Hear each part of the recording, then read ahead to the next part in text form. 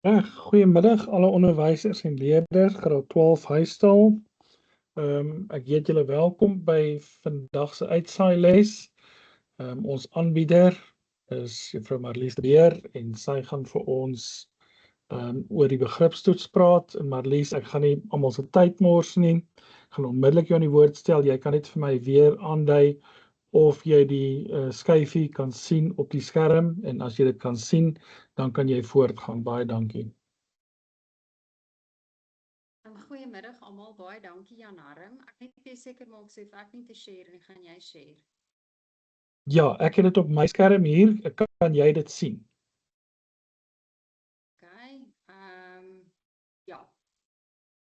Reg.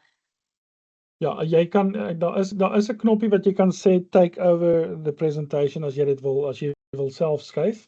Jy kan maar vir my sê. Ja, jy kan hom share, dis doodreg Goed, vir my. Dankie.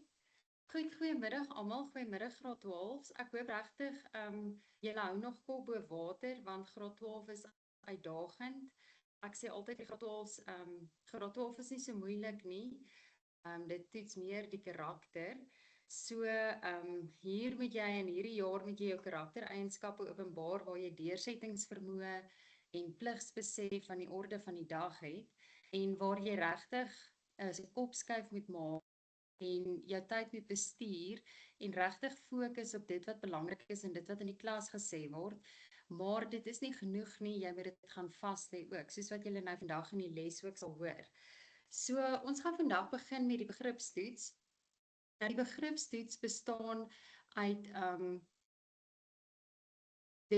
in vraestel 1 afdeling A waar julle sal sien dat dit al 30 punte van ons vraestel 1 en dit is dan ook baie belangrik want hierdie begripstoets moet dan vir julle ook wys of jy moet eintlik dit dan so gaan toepas dat jy dit so goed kan doen, want as jy die vaardigheid ontwikkel om met begrip te kan lees, dan gaan jy ook in jou ander vakke presteer, want dan verstaan jy ook in jou ander vakke wat hulle vir jou vra en wat jy moet beantwoord. So hierdie is 'n baie belangrike vaardigheid.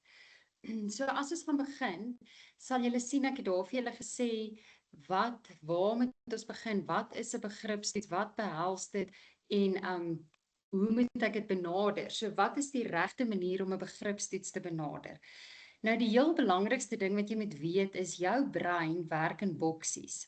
So as jy 'n begripstoets kry, het jy reeds vooraf kennis van die onderwerp of die tema.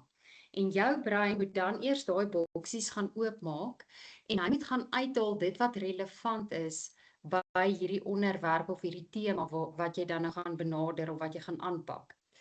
Dan as ek gebruik altyd die voorbeeld in 'n klas, so kan sê ek vir die leerders dat dit wat ek weet van die tema of die leesstuk wat ek nou gaan lees en dit wat jy gaan weet, jou voorafkennis, gaan twee verskillende goed wees, want dit gaan oor ervarings en belewennisse wat ons al voorheen gehad het en ons brein stoor dit dan by daardie soortgelyke boksie, by daardie tema waarby dit pas. So voordat ons begin, wil ek hê ons moet net na die volgende skyfie toe gaan.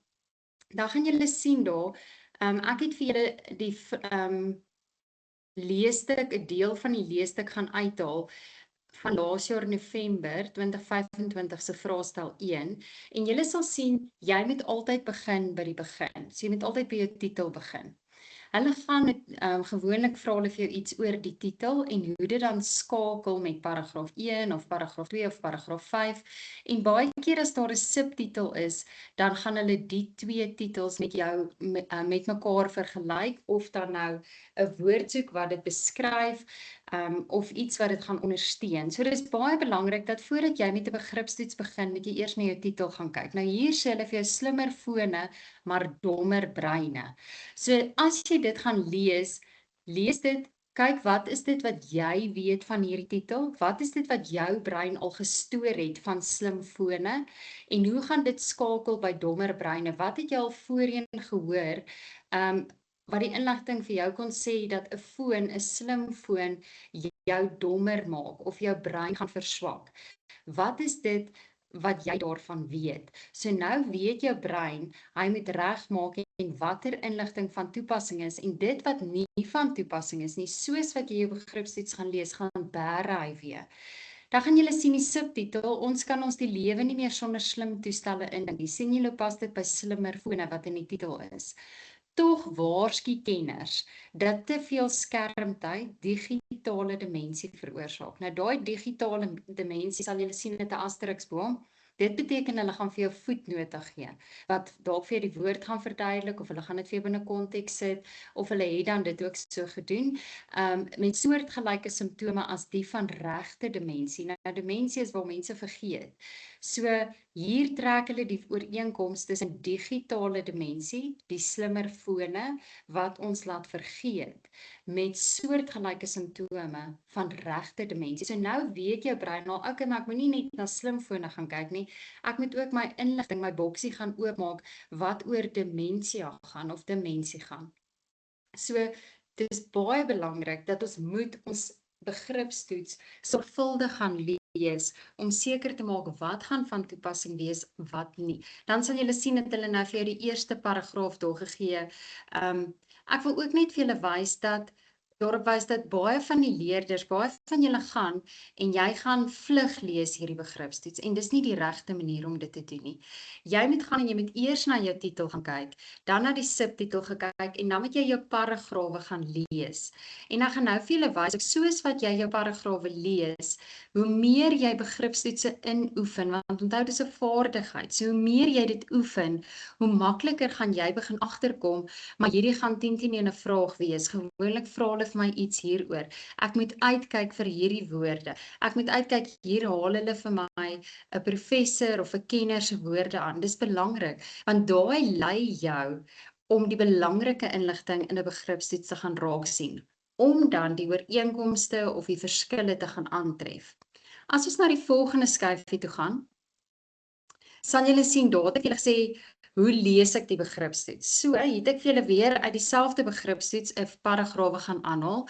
Ek het dit vir julle donker gemaak, daar sal julle sien, Drs. Malindina en Koya skryf in die Asker Journal van 2018, vergeetachtigheid neem toe. Sien julle, vergeetachtigheid sluit aan by demensie. Dit sluit aan by digitale demensie, want dit is waaroor my leesstuk handel. En die hele tyd wat jy dit gaan lees, is jou brein besig om daai bokse te gaan oopmaak.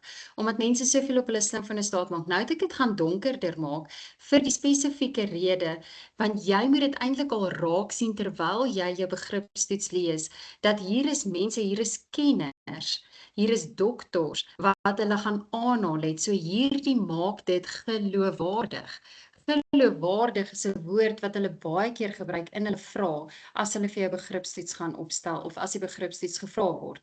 In die volgende paragraaf sal julle sien 'n Amerikaanse studie wat in 2022 in die National Academy of Science joernaal gepubliseer is, het getoon dat te veel skermgebruik saam met sittende lewenstyl 'n groter risiko vir demensie inhou. So hier gaan dit nie net meer oor die selfoon of die skermgebruik nie, maar nou bring hulle die sittende lewenstyl ook in. So weer eens met jou brein gaan, en hy moet gaan weet dat hy is besig om groter en meer inligting bymekaar te maak. Hy gaan haal daai inligting wat van toepassing is op hierdie begripstoets, gaan haal hy uit. Dan sal julle sien ook, terwyl jy dit lees, moet jy jou highlighter of jou pen of jou potlood vat, en jy moet begin highlight en jy moet begin aantekeninge maak, want dit lei jou, sodat jy makliker jou vrae gaan kan beantwoord. Maar ek sê weer, dit kom met oefening, en 'n begripstoets is iets wat jy baie moet inoefen. 'n Begripstoets word elke 2 weke ook met julle gedoen in die klas, vir daardie spesifieke rede. Juist dat die vaardigheid ontwikkel moet word, sodat jy makliker kan sien al, hoe meer jy dit doen, makliker kan sien waar lê die moontlike vrae, of die meerderheid van die vrae wat hulle vir jou gaan vra. Goed, so dis nie 'n vlug lees nie, dis nie maak oop en gaan na die vrae toe, en lees eerstens die vrae, en dan gaan soek jy nou vir paragraaf 1, hulle sê ek moet in paragraaf 1 gaan kyk, dan gaan soek jy nou die antwoord in paragraaf 1 nie. Want jou brein weet dan nie, watter inligting is van pas, en watter is nie van pas nie, watter kan hy weer bære, watter het uitgebrei, waar moet hy nog inligting gaan uithaal het. So dis baie belangrik, dat as jy hierdie begripstoets lees, moet jy dit van die begin af van die titel, Dan die subtitel, dan moet jy klaar gaan kyk watter verband is daar, ooreenkomste is daar, watter verskil is daar. Jy kan raak sien later, hier sluit dit aan by daai woord in die titel.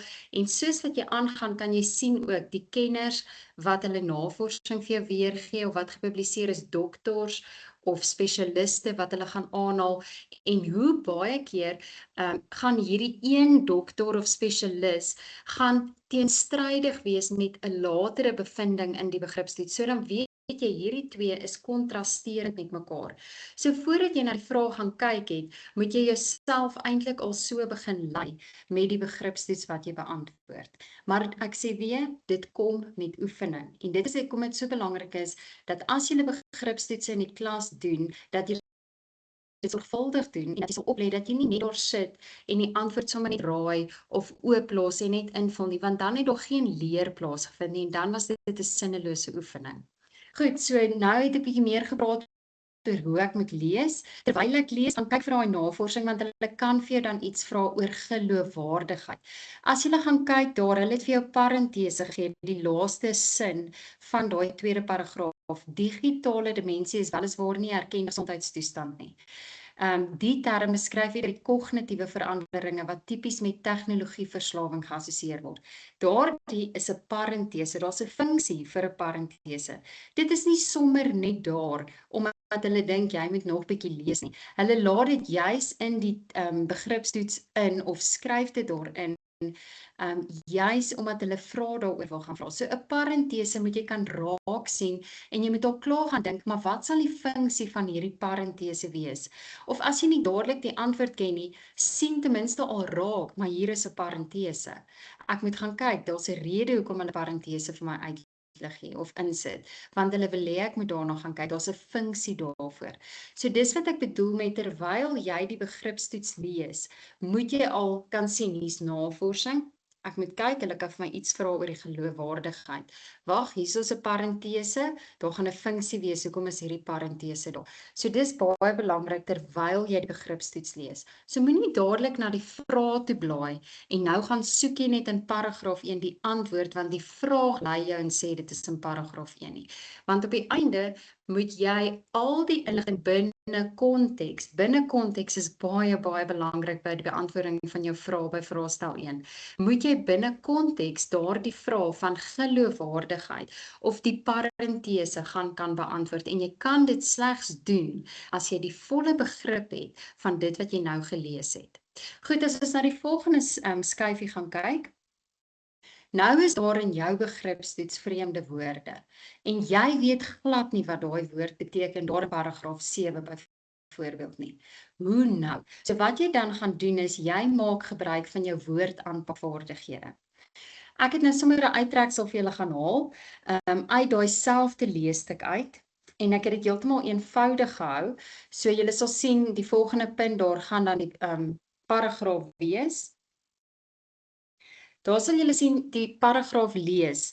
Die gevolgtrekking waartoe ons dus kan kom is fokus eerder op 'n spesifieke doel en bly by beperking. As jy besig is met skermtyd sodat jy 'n besondere lewensdoel kan uitleef deur unieke en aktiewe bydraes in jou en ander mense se lewens.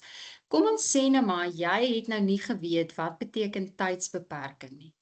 Dan gaan jy en jy gebruik jou woordaanpakvaardighede. Tydsbeperking, jy gaan soek jou kern van jou woorde. Dit is tyd en beperk. So beperk, dit perk jou in, dit maak die tyd minder, dit beperk die tyd. So nou kan jy dalk makliker jou afleidings gaan maak oor wat daardie spesifieke woord beteken. 'n Volgende voorbeeld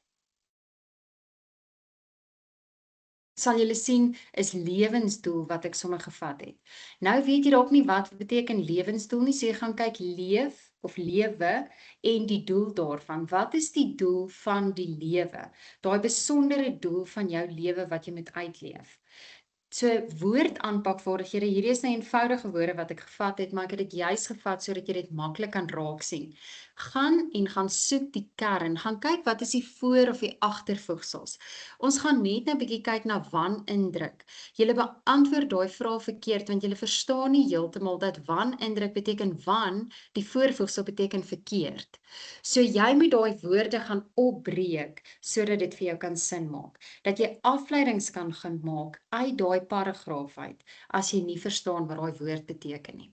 Goed, as ons na die volgende skyfie toe gaan ons nou gaan kyk na watter vrae kan ek verwag. So ons gaan nou 'n bietjie kyk wat is algemene vrae wat baie voorkom jaar na jaar in ons matriekvraestelle en ook wat is die regte manier hoe ek dit moet beantwoord. Want ek dink julle onderwysers lê so baie klem in die klas oor die vraagwoorde, maar ek dink nie julle weet altyd hoe om daardie vraag dan reg te gaan beantwoord nie. En ons sien dit ook in die eindeksamen vraestelle. As ons terugkyk en die paneel gee vir ons terugvoering, dan sien ons dit in die diagnostiese verslae dat die leerders, julle sukkel elke jaar met min of meer dieselfde tipe vrae. So die eerste voorbeeld wat ek vir jou hier gaan uithaal het is waarom dink jy, kyk baie belangrik, dink jy is paragraaf 1 'n effektiewe inleiding? Graad 12 se kan vir jou nou sê, daai woorde effektief. Waarom is dit effektief? Hulle gaan baie keer vir jou sê dit is effektief. Gee 2 redes hoekom. So jy moet gaan kyk wat beteken effektief. Wat vra hulle eintlik hier vir jou? Nou hulle vra vir jou, waarom is daai inleiding effektief? As jy nou na paragraaf 1 ook gaan kyk. So ek moet na die paragraaf gaan kyk en ek moet na die inleiding gaan kyk. So hulle wil weet waarom is paragraaf 1 goed? Waarom werk paragraaf 1 as 'n inleiding? Nou baie belangrik. As hulle vir jou 'n effektief vraag of 'n effektiewe vraag vra, moet jou antwoord 'n werkwoord bevat. Dit beteken hy het 'n spesifieke doel wat hy moet verrig daar. Maar dit stop nie daar nie. Ek het vir julle die antwoord by gaan sit. Hier is die korrekte antwoord. As jy hom dan beantwoord, begin jy altyd deur te sê, dit is effektief, want, en nou kom jou werkwoord, dit oortuig. Daar's die werkwoord daar. Jy kan nie daar stop en verwag hulle gaan vir jou punt gee nie, want dan noem hulle dit 'n generiese antwoord. Of dit is effektief, want dit beklemtoon. Wat word beklemtoon? En dit is waar ek wil stil staan ook vandag, dat jy moet besef, jou antwoord moet binne konteks beantwoord word. As jy daar stop by daai werkwoord, gaan jy nie jou punte kry nie. Jy moet dit deurtrek na die konteks van jou leesstuk toe. So ek het nou hier gaan sê dit is effektief, want dit oortuig die leser dat hy of sy meer moet lees. Of jy kan sê dit oortuig die leser want hy of sy kan dalk 'n slagoffer van digitale dimensie wees. Sien julle hoe bring ons die konteks van my leesstuk binne my antwoord in? En dit is hoekom jy nie net vir jou vrae kan gaan kyk en jou antwoorde gaan soek in jou paragrawe nie. Want jy moet die volle konsep, die konteks van jou begripstoets moet jy begryp en kan toepas by die beantwoording van jou vraag. Goed, so hulle gaan definitief jou iets vra oor effektiwiteit en dis nie net by die begripstoets nie. Dit gaan wees by 'n advertensie waar hulle vir jou vra is die visuele prentjie dalk effektief? Hulle gaan dit vir jou vra by die strokiesprent, hulle gaan dit vir jou vra by leesteken gebruik, is dit effektief? En dan gaan hulle dit by vraestel 2 ook kan inbring. As ons gaan kyk na ons karakters of ons temas of ons beeldsprake. Goed, volgende vraag wat jy kan verwag. Hierdie was baie tipe vrae, funksievrae gewees in ons vraestel en ons leerders het klei gedra. Hulle sê lewer kommentaar op die funksionele gebruik van die woord vasgevang. Hulle vra nie vir jou wat beteken vasgevang nie. Hulle vra nie vir jou is hy effektief daar gebruik nie. Hulle wil weet wat is sy funksie. So baie belangrik, 'n funksievraag. As hulle vir jou vra wat is die funksie, is dit funksioneel? Dan gaan dit daaroor waarom iets werk of nie. So hulle wil by jou weet, jy moet kommentaar lewer hoekom die woord vasgevang in paragraaf 8 werk. Hoekom is dit 'n goeie woordkeuse daar? Wat is sy funksie, sy doel daar in daardie paragraaf? Weereens, jou antwoord moet soos by die effektiewe vraag, moet daar 'n werkwoord in wees. So as ons na hierdie antwoord moet gaan kyk, gaan jy begin deur te sê die woord vasgevang is funksioneel. Maar jy gaan nie 'n punt kry as jy daar stop nie. Onthou, daar moet 'n werkwoord wees en dan moet daai werkwoord oorloop na die konteks van my begripstoets toe. Want dit beklemtoon hoe intensief die mense by sosiale media betrokke is. Sien julle hoe bring ek my konteks in? Sosiale media, ons mense is te veel, hulle is intensief besig met sosiale media. So jy moet die merkers gaan kyk na, het jy dit beklemtoon? Of het jy die werkwoord daar wat dan nou beklemtoon is? En hoe, wat word beklemtoon? As ons gaan kyk na die leesstuk van hierdie begripstoets. OK, dan die volgende vraag wat hulle vir jou kan vra. Watter emosies oor tegnologie word enerzijds deur die kinders se lyfstaal in die visuele uitbeelding en anderzijds deur die ouers se woorde oorgedra? Nou hierdie is vir julle uitdagend. Want eerstens is die woorde enerzijds en anderzijds daar en julle weet dalk nie wat dit beteken nie. Tweedens is hierdie vraag so gespesifiseer dat hulle wil hê jy moet gaan kyk na die lyfstaal, maar wat van die lyfstaal? Hulle wil weet watter emosie word deur die kinders se lyfstaal uitgebeeld. So lyfstaal, ons moet net na die visuele gaan kyk. En dan wil hulle hê jy moet gaan kyk watter emosie word anderzijds deur die ouers se woorde oorgedra. So hierdie vraag wil hê ek moet aan die een sy, enerzijds beteken aan die een kant, moet ek gaan kyk na die kinders. Die kinders se emosie wat deur die lyfstaal uitgebeeld word. En dan aan die anderzijds, die ander sy, wil hulle hê ek moet verwys na ouers en daai ouers se woorde. Watter emosie word deur die ouers se woorde oorgedra? So kan julle sien, hulle spesifiseer ook vir jou, daai woorde is in reël 1 en 2. Die lyfstaal wat jy moet gaan aflei is uit die visuele uitbeelding. So kan julle sien, hoe het ek hierdie vraag gaan ontleed? Want as ek net my vraag lees, dan is julle heeltemal oorweldig deur dit. Julle weet nie eintlik waar lê die vraag nie. So dis baie belangrik, jy moet jou vraagwoorde gaan soek. Hulle verwys na enerzijds en anderzijds, so aan die een kant, wat moet aan die een sy wees? Die emosies, die lyfstaal van die kinders. Wat moet aan die ander sy wees? Die ouers se woorde wat oorgedra word. So kan julle sien, moenie net die vraag lees nie, jy moet gaan sit en jy moet jou vraag gaan ontleed. En dit is hoekom dit so belangrik is, want as jy hierdie inoefen, as jy hierdie vaardigheid gaan inoefen en jy jou begripstoetse met sorg en ywer en deeglikheid gaan doen, dan behoort jy maklik raak te sien, enerzijds, anderzijds, okay, wat wil hulle hê moet ek aan die een sy doen, wat wil hulle hê moet ek aan die ander sy doen. En so ontwikkel jy die vaardigheid om hierdie tipe vrae baie makliker te benader. Goed, 'n volgende vraag waarna ons kan gaan kyk.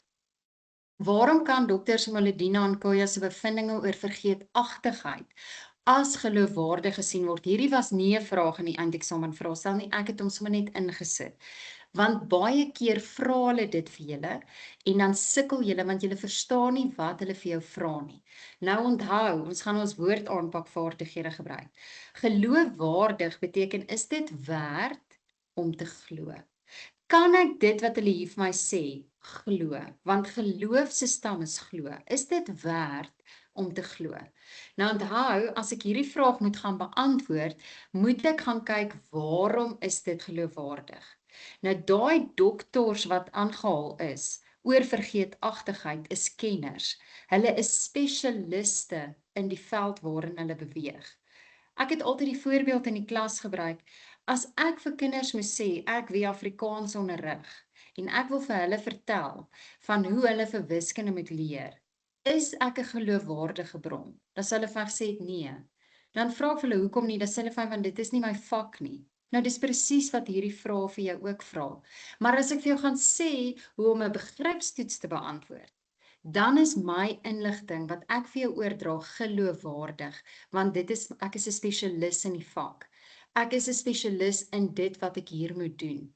En dan verder wat dit ondersteun in julle begripstoetse is baie keer die studies of die joernale waarin dit gepubliseer is of die feit dat hulle navorsing daaroor gedoen het, dit ondersteun dan die feit dat hulle geloofwaardig is en dat ons kan glo wat hulle vir ons gesê het. Goed, daar sal julle sien, het ek net vir jou voorbeeld gegee, dit is geloofwaardig want hulle het navorsing oor vergeetachtigheid gedoen as gevolg van, kyk hoe bring ek die konteks in, as gevolg van selfoongebruik en dan het hulle dit gepubliseer. Dat kan jy nou verder gaan, ek het nou net nie so baie getik en ek kon die joernaal ook sit waarin hulle dit gepubliseer het wat jy uit jou begripstoets sal kry. Maar weer eens, dit is geloofwaardig. Hoekom? Daar's navorsing gedoen of hulle is 'n spesialis, hulle is doktors, dis hulle is kenners in die gebied, maar die gebied van wat? Bring die konteks van die begripstoets weer hierin. Goed, as ons na die volgende vraag gaan kyk, sal julle sien, hulle het vir hulle gevra, wat is die kernoorsaak van werklike en digitale dimensie onderskeidelik? En daar lê die vangplek baie keer vir ons graad 12s. Want nou weet hulle nie wat om te gaan doen nie. Nou verwys hulle dalk net na werklike dimensie. Maar hulle wil hê jy moet onderskeidelik gaan verwys. So wat die graad 12s gaan doen, hulle sit dit alles sommer saam in 'n werklike en digitale dimensie se kernoorsaak is. En dan gee hulle net een rede. Nou watter een is nou dit? Wat is die rede daarvoor? Die antwoord of die vraag het jou gelei, dit moet onderskeidelik wees. So jy moet gaan onderskei tref. Jy moet die twee van mekaar skei as jy dit gaan beantwoord. So jou antwoord gaan wees. Jy verwys eers na die een, na die werklike dimensie, en dan na die ander een, dan na die digitale dimensie. So in jou antwoord sal jy dan sê, die kernoorsaak van werklike dimensie is, en dan gee jy rede, binne konteks van jou stuk wat jy gaan lees het. En digitale dimensie se kernoorsaak, gaan haal jy dit uit jou stuk uit, sodat dit binne konteks beantwoord word. As jy sal sien daar die antwoord lyk dan soos volg. Verwys eers na werklike dimensie. Okay, ek het nou nie hierdie antwoord gesit nie, ek het nou eintlik net daar aangehaal wat ek nou vir julle gesê het, en daarna na digitale dimensie. Baie belangrik graad 12s, hierdie onderskeidelik of afsonderlik is die ander woord, die sinoniem wat hulle daarvoor gebruik, word in vraestel 2 ook gevra. Jy kan nie net na een gaan verwys nie, een kernoorsaak, en jy dink jy het sommer na al twee gedek nie. Want die vraag lei jou en sê vir jou, jy moet onderskeidelik, of jy moet afsonderlik, sonder dit af, breek dit op. Dis waarna jy moet gaan verwys. Juffrou, kan ek jou onderbreek en vir jou vra, die volgorde van om eers na werklike en dan digitale, is dit belangrik in hulle antwoorde? En dan ook om dan nou spesifiek te sê werklike, of kan hulle sê die een en die ander, om so spesifiek te wees, kan jy daarop asseblief weer klem lê? Kyk, die vraag lei jou, so jy gaan eers verwys na werklike, en dan gaan jy na die digitale gaan verwys. Isilda, ek weet nie of jy wil inkom en daar kan sê nie, maar ek twyfel of dit saak maak watter een jy eerste gaan sê. As jy eers die digitale dimensie gaan beskryf, en dan werklike dimensie, maak dit nie saak nie. Solank hulle net verwys eers na digitaal. Eers, ja, dis baie belangrik. Want ek weet, leerders het foute gemaak deur te sê die een en die ander. Ja, hulle moet nie dit doen nie. En dan verloor hulle ongelooflik, dan verloor hulle die punte daar, want hulle sê nie spesifiek watter een en watter ander. Kyk, jy moet, soos daai vorige vraag waar ons ook gepraat het oor lyftaal en oor die woorde, moet jy ook vir hulle gaan sê, dit is die lyftaal is, en dan dit gee. Die woorde is, want daai merkers weet dan nie watter een pas by watter een nie. So ek het altyd vir die leerders in die klas ook gesê, jy moet onthou, daai merker, jy moet aanvaar, hulle weet niks nie. Jy moet hulle lei in jou antwoord, dat hulle kan sien, jy verwys nou na werklike dimensie, en nou verwys ek na digitale dimensie. Maar, as jy eerste na digitale dimensie verwys het, en tweedens na werklike, speel dit nie 'n rol nie, dit kan jy doen. Solank jy net na al twee verwys, en die woord werklike moet in jou antwoord wees, sodat die merker kan weet, jy is nou besig met die werklike kernoorsaak van dimensie, en die kernoorsaak van digitale dimensie. Goed, dan die volgende een. Die retoriese vraag, baie belangrik, julle moet julle retoriese vraag gaan raak sien, dit kom ook by ander afdelings voor. Die retoriese vraag dra tot die effektiwiteit van die advertensie by. Hier is weer 'n effektiewe vraag. Onthou nou, effektiwiteit, ons moet 'n werkwoord in ons antwoord hê. Hulle sê klaar vir jou. Hierdie retoriese vraag, nou julle weet retoriese vraag is 'n vraag waarop daar nie 'n definitiewe antwoord volg nie. Dis 'n retoriese vraag. So hulle wil weet, waarom is dit effektief? So weer eens, waarom is hierdie retoriese vraag in hierdie advertensie suksesvol? Of waarom is hierdie retoriese vraag goed in hierdie advertensie? En onthou jou antwoord moet nou 'n werkwoord bevat. Goed, so as jy hom gaan beantwoord, gaan jy sê, daar sal julle sien, ek het vir julle gesê, dit betrek die leser, sien julle my werkwoord, betrek die leser om na te dink oor. Nou het ek net my e-lips gaan insit, want ek nie genoeg plek gehad nie. Dat jy nou moet gaan nadink oor hierdie digitale dimensie, of hoe jou kind nie hulle selfoon moes gebruik nie, of hulle eers van graad 8 af moet gebruik. Jy bring die konteks weer in by jou antwoord. Hulle vra vir 2 feite. Baie van ons leerders het hier net 1 feit gegee, hulle het nie 2 feite gegee nie. So jy moes die tweede een gaan sit. So kyk, daar's my werkwoord weer. Die retoriese vraag lig die gevaar van skermtyd uit. So daar is my 2 werkwoorde en dan gaan ek en ek bring dit binne konteks van my begripstoets wat ek gaan nasien. So die effektiwiteit is baie belangrik. Hy moet 'n werkwoord bevat. So eintlik wil hulle by jou weet, waarom is dit suksesvol? Waarom is die retoriese vraag suksesvol? Waarom is die e-lips effektief? Waarom is hierdie inleiding wat hulle in paragraaf 1 gebruik het effektief? Waarom is dit suksesvol? En dit is wat jy moet gaan beantwoord as jy na effektiwiteit gaan kyk.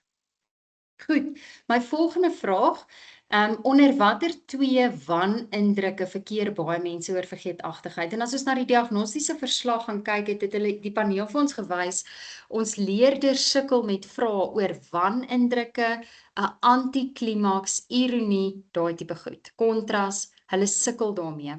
Nou onthou, wanindrukke, wan beteken verkeerd. So, jy het 'n verkeerde indruk. Watter verkeerde indruk het ons as mense oor vergeetachtigheid? So, hulle verwag iets, maar in werklikheid gebeur die teenoorgestelde. So, hierdie het dieselfde, is 'n soortgelyke antwoord soos wat jy by ironie ook sal kry. Ironie, weet julle nou, wat word verwag teenoor die werklikheid? 'n wanindruk, jy het 'n voorgestelde idee, 'n indruk oor iets of iemand.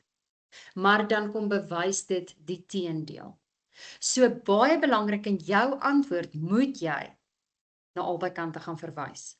So hulle dink vergeetachtigheid is as gevolg van ons gejaagde lewe. Maar die ouderdom of dat ouderdom veroorsaak vergeetachtigheid. So kan julle sien, hulle dink, dit was wat hulle aanvaar het oor vergeetachtigheid. Maar dit is nie hoe dit is nie. So die wanindruk, die verkeerde indruk wat ons het oor vergeetachtigheid. En hierso moes jy ook na 2 gaan verwys het, want hulle vra vir jou die 2. Goed, as ons na die volgende een toe gaan. Die eerste antwoord wat, ek wil net vir julle sê ook, oor daai vorige vraag, ek wil net terug gaan na hom toe, daai wanindrukke. Asseblief gaan kyk vir my ook mooi na ironie en oor die antiklimaks. Nou, daar was nie 'n pertinent ironie vraag in die vraestel by die begripstoets nie, maar ons kry dit baie by ons advertensies op ons strokiesprente en dan kry ons dit verskriklik baie by ons gedigte, by vraestel 2 en ons roman of drama. So jy moet baie mooi gaan kyk en seker maak dat as jy jou antwoorde gaan aanbied oor wanindrukke, ironie, antiklimaks, dat jy seker maak, jy weet wat dit beteken en hoe jy daarna moet gaan wys dat daar iets anders plaasgevind het. 'n Ironie vraag, wat word verwag, maar in werklikheid het dit gebeur. Daai woorde moet in jou antwoorde wees. By wanindruk, wat het hulle gedink, so hulle was verkeerd daaroor. jy moet daai 2 vir hulle gaan uitwys. So asseblief, dit gaan nie net hier oor wanindrukke nie, maar ironie en antiklimaks is ook woorde wat in die vraestelle voorkom, en dit was nou in vraestel 2 gewees, dis hoekom ek hom nie hier ingesit het nie, maar dit kan net sowel by 'n begripstoets ook vir julle gevra word. Goed, dan as ons gaan oor die voorstelle ter verbetering, nou ek het bietjie gaan kyk na wat het die paneel vir ons uitgewys, hoe moet julle vrae beantwoord? Nou, jy moet dan na die vraagwoorde gaan kyk en dan moet jy dit gaan reg interpreteer. So hier het ek net vir julle gaan uitsit wat hulle vir ons gesê het, die eerste antwoord wat aangebied word, word nagesien. Pas op, dat julle nie 1 punt vra in 'n baie langlywige paragraaf gaan aanbied nie. Hulle soek by die eerste sin die eerste antwoord. En dis wat nagesien word. Jy kan nie, omdat jy onseker is, want hulle kan sien as jy onseker is oor die aanbieding van jou antwoord. En nou kan hulle sien, maar hier onder aan die einde, na jy 'n vreeslike lang relaas geskryf het, nou probeer jy halfpad by die antwoord uitkom wat hulle eintlik gesoek het nie. Dis net 'n 1 punt vraag. So kom by jou antwoord uit. Moenie tyd mors en te lang antwoorde wil skryf nie. Omdat jy bang is die een is reg en die een is nie reg nie, want dan verloor jy in elk geval jou punte daar. Dan het ek ook vir julle gesê, moenie antwoorde met behulp van kolpunte of streepies struktureer nie. Nou, ek het met die interne moderator ook gepraat van die vraestel. Sy sê ook vir my dat julle moet gaan kyk, wat julle doen is, as julle kolpunte of streepies gebruik, dan sien hulle, dan is jou eerste antwoord dalk verkeerd. En nou in die volgende een sit jy 2 antwoorde in 1 kolpunt, maar hulle merk net 1 daarvan. Dan verloor jy in elk geval die punte, waar as jy dit in 'n paragraafvorm gaan sit. Want hierdie is nou natuurlik langer vrae, dit is meer vrae wat meer punte tel. Dan gaan hulle en hulle kan vir jou die punte gaan gee, want dit word nie as afsonderlik in 'n kolpunt gemerk nie. So moenie julle antwoorde met behulp van kolpunte of streepies struktureer nie. Ons weet jy wil dit mooi uiteensit en maklik maak vir die leser of vir die merker, maar moenie dit doen nie, want as daai antwoord die eerste een verkeerd is of jy het byvoorbeeld 2 feite in 1 kolpunt gesit, dan sien al net die eerste een na, nie die tweede een, en dan het jy nou punte verloor omdat jy dit so gaan aandui het. So asseblief, dit moet in 'n paragraaf wees, nie in kolpunte of streepies aangedui word nie. Die volgende voorstel, hulle gaan vir jou verbande vra tussen jou teks A, jou artikel en jou visuele teks. En dit is hoekom dit so belangrik is dat jy met begrip daai begripstoets moet deurlees. En dis hoekom dit so belangrik is dat jy dit moet inoefen, sodat terwyl jy dit lees, moet jy al kan sien, hier is die ooreenkoms. Hierdie gaan aansluit by my artikel, hierdie prentjie of hierdie spotprent of hierdie advertensie wat hulle vir my gee, of hier is 'n verskil. Dit is teenstrydig met dit wat in die artikel gestaan het, dis nou die teenoorgestelde daarvan, want soos wat jy dit al kan raak sien, kan jy weet ook al wat hulle vir jou min of meer gaan vra, en is dit net vir jou makliker om jou vraag, jou antwoord te gaan formuleer. So asseblief gaan kyk en gaan oefen in hoe om daai verbande tussen tekste en visuele tekste raak te sien. Goed, die volgende een, waar verskille of ironie gevra word, ons het nou daar ook na verwys, moet beide kante van die saak in die antwoord aangebied word. Wat word verwag teenoor die werklikheid? Jy kan nie net sê, want hulle is te veel op hulle fone, nou vergeet hulle. Dis net een kant. Jy moet die ander kant ook gaan sit. 'n Mens sal verwag dat hulle eintlik slimmer moet wees, maar in werklikheid, omdat hulle nou so baie op hulle fone is, raak hulle dommer. Of 'n mens sal verwag dat hulle het inligting op die punte van hulle vingers, hulle moet eintlik so intelligent wees, maar in werklikheid maak hierdie selfone, hierdie slimfone die brein dommer. Nou het ek na beide kante gaan verwys. Goed, die volgende een waarna jy kan gaan kyk, baie belangrik, en hierdie is so onnodig wat julle doen, en dan verloor julle onnodige punte. As daar aanhalings gevra word, moet dit 100% korrek oorgeskryf wees. Jy kan nie 'n spelfout gaan maak of leestekens weglaat nie, want anders is dit nie meer 'n aanhaling nie. en dan kan hulle dit nie as korreksie nie. So let asseblief daarop, as hulle vir jou 'n aanhaling vra, jy moet 2 opeenvolgende woorde uit die teks gaan aanhaal, of jy moet die frase uit die teks gaan aanhaal, gaan kyk asseblief dat jy dit reg spel en reg oorskryf, dat jy nie leestekens of onnodige spelfoute gaan maak nie. Ek meen die stuk staan dan daar. Jy moet dit net gaan oorskryf. Dis so goed jy moet iets van die bord afskryf. So asseblief sorg dat jy dit reg doen. Gaan maak 2 keer seker dat jy dit korrek oorgeskryf het, want anders gaan jy punte verloor, gaan hulle nie vir daai punt gee nie, want dan is dit nie 'n aanhaling nie, want dis nie hoe hy in die teks staan nie. Goed. Dan ten slotte, ek dink nie ek kan genoeg klem hierop lê nie. Graad 12 se begripstoets is 'n vaardigheid. Hoe meer jy dit doen, hoe meer jy dit reg inoefen, hoe makliker gaan dit vir jou word. Maar dan moet jy dit reg doen. Jy moet gaan sit en jy moet met oorgawe hierdie stuk gaan lees. Jy moet hom van die begin tot die einde lees. Jy moet jou woordaanpakvaardighede gebruik. Terwyl jy dit lees, moet jy al die ooreenkomste kan sien tussen jou tekste, tussen paragrawe. Jy moet die verskille kan raak sien. Jy moet kan sien hier lê die geloofwaardigheid. Hier is 'n parentese. Hulle kan vir my iets vra oor die funksie van die parentese. Soos wat jy lees, met jou brein daai goed al begin raak sien. Want dan beantwoord jy net soveel makliker jou vrae wat hulle vir jou vra. Maar dan moet jy onthou, jy moet dit inoefen. Moenie net in die klas gaan sit en jy die helfte van die vrae uitgelos en jy vul dit net in en jy dink jy beïndruk jou juffrou of jou meneer, want jy het mos nou die werk gedoen nie. Jy beïndruk niemand nie. Jy kom jouself te na. Gaan doen die werk ordentlik. Doen dit volledig soos wat gevra word. As jy dit merk ook in die klas, die begripstoets, doen nasorg. Moenie net 'n verkeerde merkie maak nie, want dan het jy niks geleer nie en dan was dit 'n sinnelose oefening. Gaan kyk hoe jy dit antwoord. Vra jou onderwyser. Ek het my vraag so beantwoord. Gaan ek die punt daarvoor kan kry? Want anders gaan jy nooit weet nie. Jou onderwyser weet. So vra die onderwyser as jy onseker is. Maar maak seker as hulle vir 2 punte vra, gaan kyk hoekom het jy nie 2 punte nie. Waar het jy die tweede punt gemis? Dis al hoe jy dit oefen en inoefen en reg inoefen. En hoe dit vir jou gaan makliker word.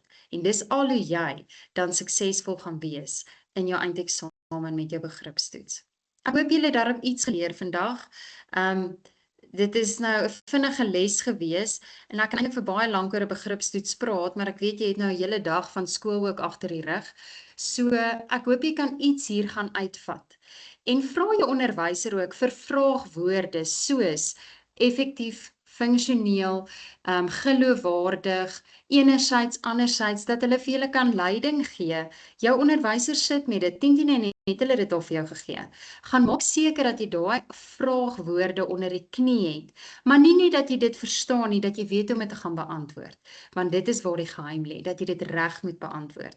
So, asseblief graad 12, ek vra julle mooi, doen moeite, en hierdie is eintlik iets waarin jy baie goed kan doen, en as jy die vaardigheid ontwikkel het, dan is dit tot voordeel by jou ander vakke ook, want dan verstaan jy die ander vrae wat hulle ook vir jou daar vra. Ek hoop julle het 'n baie lekker dag, en 'n geseënde 2026 die matriekvraestel vir jou voorspoedig sal wees aan die einde van die jaar. Juffrou De Beer, baie dankie vir die tyd wat jy gespandeer het in die voorbereiding. Jou kennis is regtig baie goed omtrent dit. Ek wil weer vir die onderwysers vra om te kyk na die skakel. Ons het die inligting aangaande die bywoning nodig.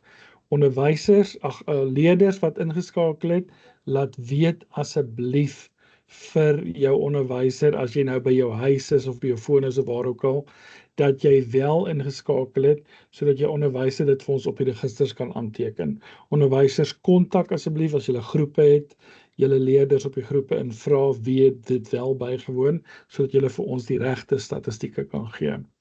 Daarmee dan van my kant af ook lekker dag, lekker aand vir julle.